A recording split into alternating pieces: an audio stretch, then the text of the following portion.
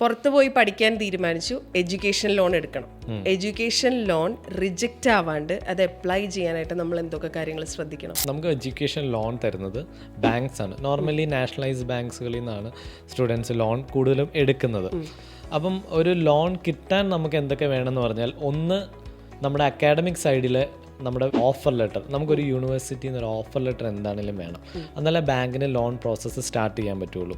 പിന്നെ നമ്മളുടെ കോ ആപ്ലിക്കൻ്റെയും ഡോക്യുമെൻറ്റ്സ് ആണ്.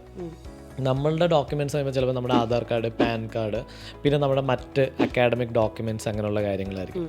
നമ്മുടെ കോ ആപ്ലിക്കൻ്റ് നമുക്ക് എപ്പോഴും ഒരു ഗ്യാരണ്ടർ വേണം. എഡ്യൂക്കേഷൻ ലോൺ എടുക്കും നോർമലി നമ്മുടെ പേരൻസ് ആയിരിക്കും.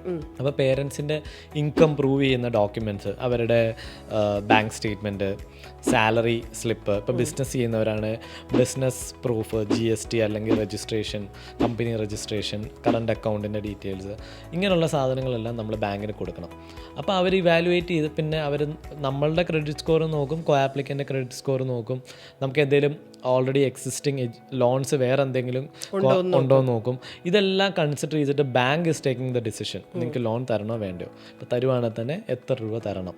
നോർമലി എഡ്യൂക്കേഷൻ ലോണൊക്കെ തരുമ്പോൾ മിക്കപ്പോഴും അവരൊരു കൊളാട്രൽ ചോദിക്കാറുണ്ട്, അതായത് ഒരു പ്രോപ്പർട്ടി ചോദിക്കാറുണ്ട്. കാരണം നോർമലി വലിയ എമൗണ്ട് ആയിരിക്കുമല്ലോ, മോർ ദാൻ 10-15 lakhs ആയിരിക്കും. അപ്പോൾ പ്രോപ്പർട്ടി ചോദിക്കും, പ്രോപ്പർട്ടിയുടെ വാല്യൂ അനുസരിച്ചായിരിക്കും ലോൺ എമൗണ്ട് വരുന്നത്. സോ മൾട്ടിപ്പിൾ ഫാക്ടേഴ്സ് ഉണ്ട്. പക്ഷേ ദ മെയിൻ തിങ് ബാങ്കാണ് ഡിസിഷൻ എടുക്കുന്നത്. നമ്മൾ കൊടുക്കേണ്ട ഡോക്യുമെൻറ്റ്സ് കറക്റ്റായിട്ട് കൊടുക്കുക. ഓഫർ ലെറ്റർ, അതുപോലെ തന്നെ KYC document, Aadhaar, pan, bank account details, ഇതെല്ലാം കറക്റ്റായിട്ട് ഓൺ ടൈമിൽ കൊടുക്കുക. പിന്നെ സ്റ്റുഡൻസിന് ഒട്ടും മനസ്സിലാക്കാത്തൊരു കാര്യം എന്ന് പറഞ്ഞാൽ, എഡ്യൂക്കേഷൻ ലോൺ കുറച്ച് സമയം എടുക്കുന്ന കാര്യമാണ്. നമ്മൾ ബാങ്കിൽ ചെന്ന് ചോദിക്കുമ്പോൾ അവർ പറയും ഞങ്ങളൊരു 2 ആഴ്ചക്കുള്ളിൽ ചെയ്തു തരാം, അല്ലെങ്കിൽ 15 ദിവസക്കുള്ളിൽ. ഒരിക്കലും നടക്കത്തില്ല, ഒരിക്കലും. ഒരു മിനിമം ടൈം എത്ര എടുക്കും? ഒരു 1 month എന്താണെങ്കിലും എക്സ്പെക്ട് ചെയ്തു സമയം എടുക്കും.